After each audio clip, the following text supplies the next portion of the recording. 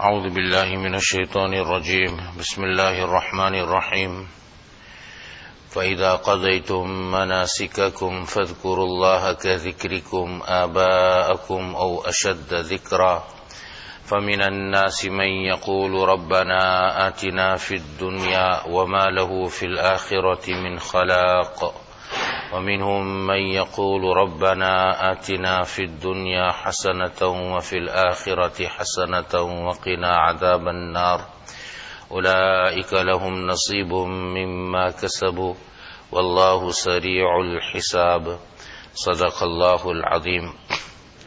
Continuing on the topic of Hajj, in the last verse Allah subhanahu wa ta'ala spoke about the return from where people return, and that is from the plains of Arafat, and make istighfar to Allah, seek forgiveness to Allah, like we found in the life of our Nabi Kareem sallallahu alaihi wasallam. After a good deed like salah, Rasulullah sallallahu alaihi wasallam will make istighfar and seek forgiveness to Allah tabaraka wa ta'ala. Here in this verse, ayah number 200 onwards of Surah Al-Baqarah, Allah tabaraka wa ta'ala speaks about yet another aspect with regards to the Quraysh of Makkah and the Arabs in general, that when they would return from Arafat, they would go to Muzdalifah, and then after all the other aspects of sacrifice, etc., they would spend the days in Mina post-Arafat, and in those days they would spend their time in singing poetry, reciting poetry. These poetries would do with regards to their forefathers. People will begin to praise their forefathers for some of the deeds that they had done, and then others will try to outdo them, and in this way the poetry about their forefathers and the remembrances of their forefathers would be rife amongst them. So Allah subhanahu wa ta'ala reminds us, and Allah subhanahu wa ta'ala changes that system, and Allah says, فَإِذَا قَضَيْتُم مَنَاسِكَكُمْ, that when you have completed your manasik, when you have completed the rites of Hajj, that is now Arafat has come to an end, Muzdalifah has come to an end, in our aspect or our procedure, the pelting of the Jamarat comes to an end. You have now sacrificed your animal, you have made your Dam-e Shukr, you've made your Tawaf, and all of that has been completed, and now you are going to spend your time in Mina. What you should do, فَاذْكُرُوا اللَّهَ كَذِكْرِكُمْ آبَاءَكُمْ, then remember Allah subhanahu wa ta'ala like your remembrances of your forefathers.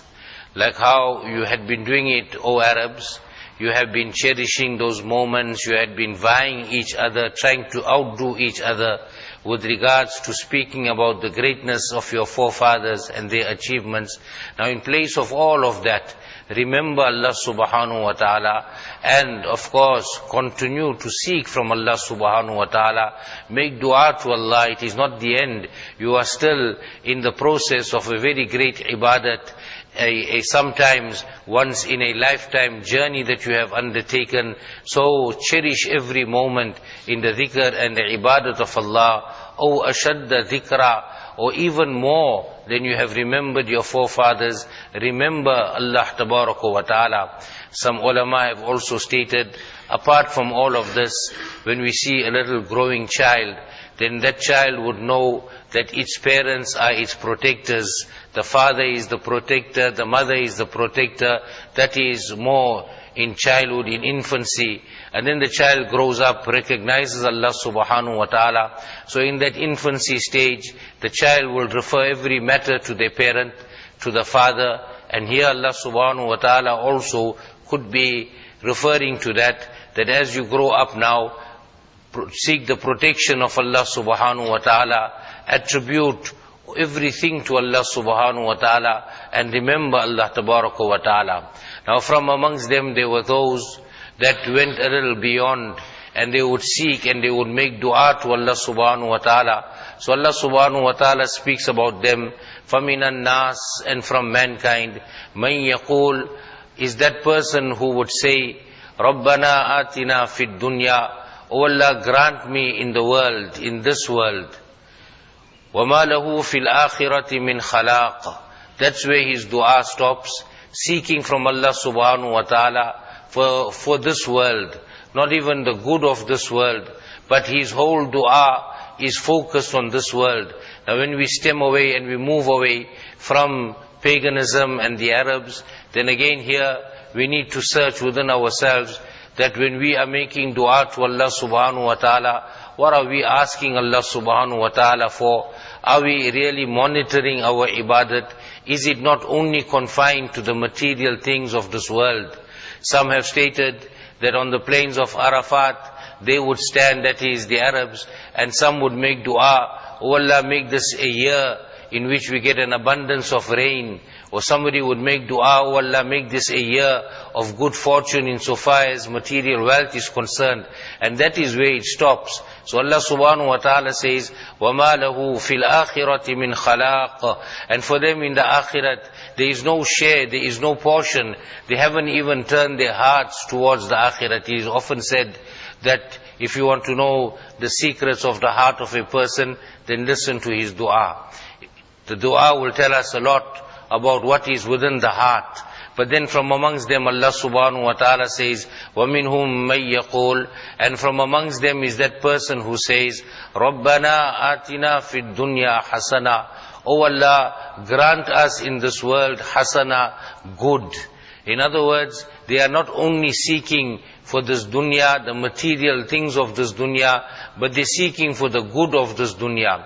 Now when we look at the good of this dunya, we will find Sahaba radiyallahu ta'ala anhum, the tabi'een, the ulama of the past, have given different examples of what the good of this world should be. And when we are making this dua, then we should seek from Allah, keeping these things in mind.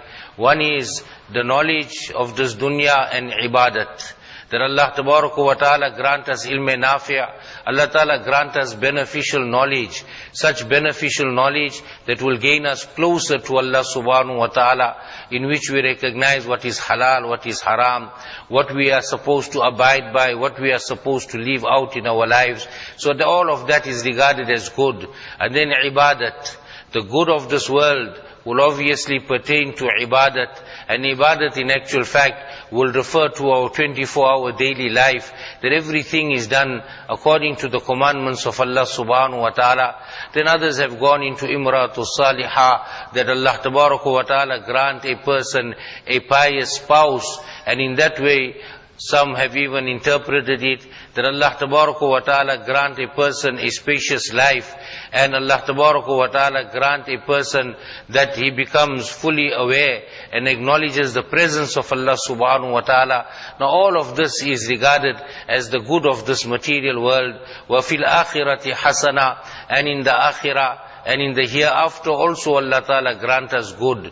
The good of the akhirat will be, for example, that Allah Ta'ala grant us the shade of the rahmah of Allah Subhanahu wa Ta'ala on the day of Qiyamah. Allah Ta'ala grants us, and Allah Subhanahu wa Ta'ala makes the decision of Jannat without any hisab and kitab.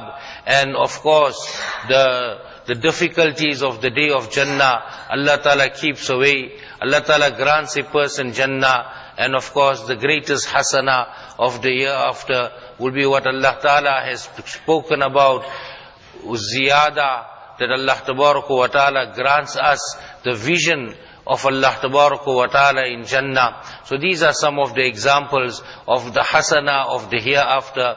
وَقِنَا عَذَابَ النَّارِ. And Allah save us from the azab of the fire, and of course that will refer to the fire of Jahannam.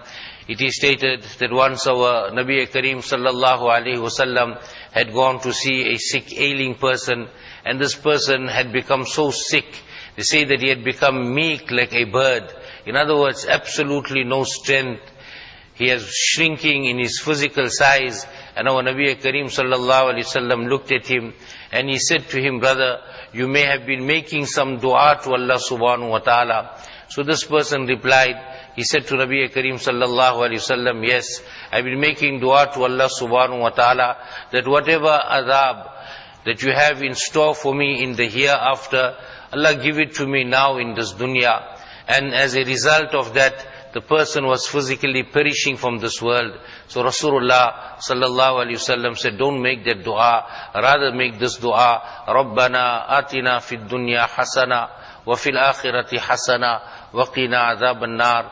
And when he began to make this dua, after a short while, he began to recover from that illness and that sickness. Ulaika lahum nasibum mimma kasabu. For these people, are they shares from what they earn? In other words, if they seek from Allah subhanahu wa ta'ala the best of dunya and the best of akhirah, then Allah ta'ala will grant them the best of the shares of the dunya and akhirah. If they seek only this dunya without even asking the good of this dunya, then that is what they will earn from Allah. Wallahu sari'ul hisab. And Allah subhanahu wa ta'ala is swift in reckoning. In other words, can we imagine that the whole of mankind, the whole of jinn, will stand in front of Allah subhanahu wa ta'ala, and Allah tabaraka wa ta'ala will take the hisab of each and every person without any falter, without any issue. And the other aspect of it is, some have said, Wallahu sari'ul hisab, should also remind us that the day of accountability is very, very close. And hence in this way, Allah tabaraka wa ta'ala turns the direction of our hearts from seeking only the things of this dunya, the material aspects of this dunya, to the best of this dunya and the best of the akhirah. May Allah tabaraka wa ta'ala grant us the tawfiq. Subhanallah wa bihamdi, subhanakallahumma wa bihamdik, nashhadu an la ilaha illa anta nastaghfiruka wa natubu ilayk.